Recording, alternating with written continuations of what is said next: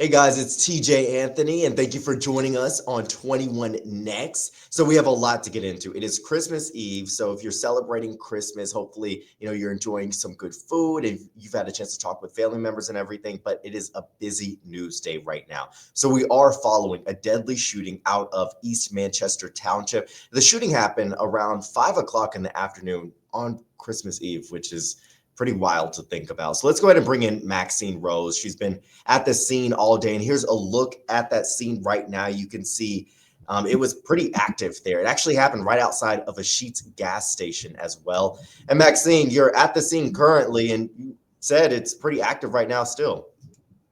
Yeah, so what you just saw there, pretty much it's still active. It's similar to what you just saw just there. The forensic truck is still here. Police are actively working to find out what happened.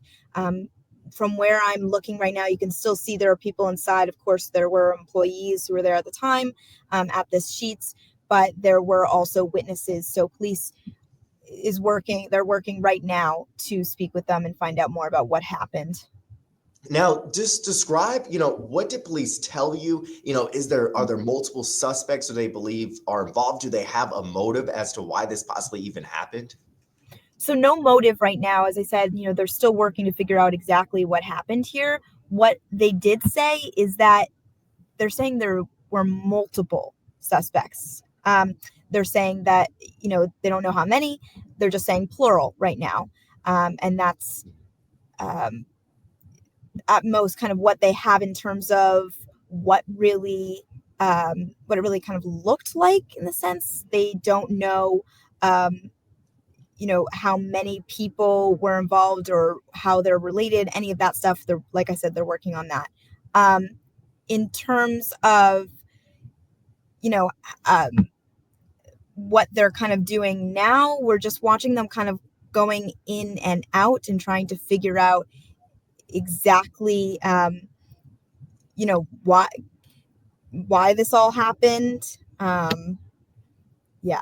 Yeah, I mean, it's sad to even think about, Maxine. This happened on Christmas Eve, a night when people are getting ready to spend tonight with their families and everything. Curious to know, did you see any evidence markers on the ground? If so, how many? And did the Sheetz have to shut down gas for a certain period of time, possibly even now, because as you said, the scene is still active? Yeah, so we're seeing that there's crime tape up. We're kind of far away, so we can't exactly see, exactly what's going on, in terms of what they're looking at. We're just across the way seeing at the from the parking lot. But otherwise, we know that the man who was shot and killed, he was in his early 20s. They also say that he was shot at least one time. Okay, well, thank you, Maxine, so much for that report. Yeah, appreciate it. Well, Thank really you. want to talk about another pretty tragic case. This happened just a few days before the holidays, but today on Christmas Eve, we got a chance to speak with a woman who tried to save a dog's life that she found that was on the interstate. So that is the dog's collar right there. The dog, she tells us, was hit by a car. And she said that she just saw the dog laying there and wanted to help it. She said the dog was bleeding out. So the woman's name is Sierra McBroom. And so she tried to take the dog to a vet in order just to try to save its life. Unfortunately, that dog did pass. But now Sierra McBroom, the Good Samaritan, she wants to notify the owners of the dog to hopefully, let them know about what's going on and just, inform them about what happened to their dog. So we're hoping that we can connect her with, we're hoping we can connect Sierra with the dog's owners just so they can get in touch and know that there's something going on. Now let's get to another story we are following. It's Starbucks. I know this is a popular chain. A lot of you may go to the stores or a Starbucks store, a Starbucks chain location before work. They're known for their coffees. Well, some workers are striking. And so there's a look at some of the striking going on right now across nationwide, across different Starbucks locations. Not all of them, just across different ones, and actually including right here in central PA. So this is a look outside of their location in Fruitville, Pike, and Lancaster. So let me just tell you a little bit more about these strikes that have been going on. So it started Friday. And basically, Starbucks Workers United Group decided to strike, quoting, unfair labor practices. And again, this is going on across different states, including New York and Boston. And now it's happening close to home, as you see in Lancaster County. There's a sizable amount of people there. All right, let's get to our other story for tonight.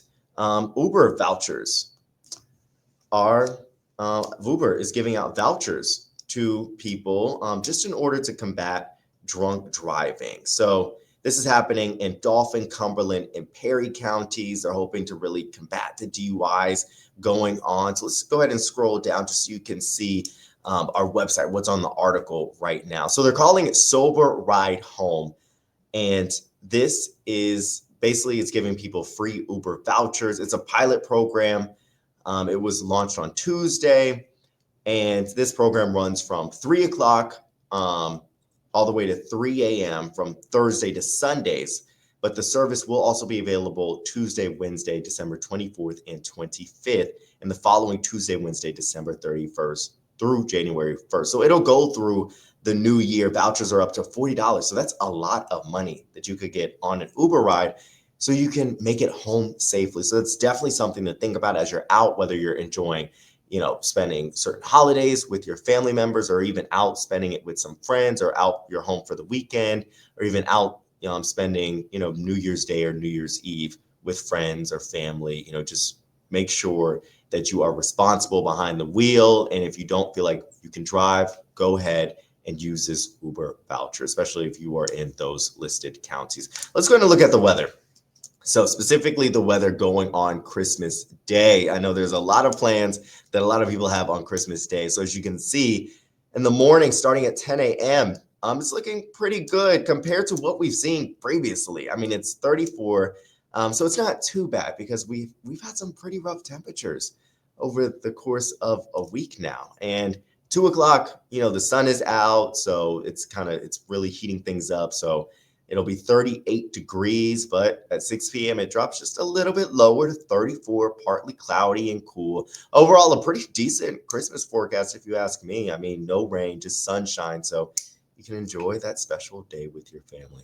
All right, well, thank you so much for joining us for this streaming newscast. I hope you all have a great rest of the year.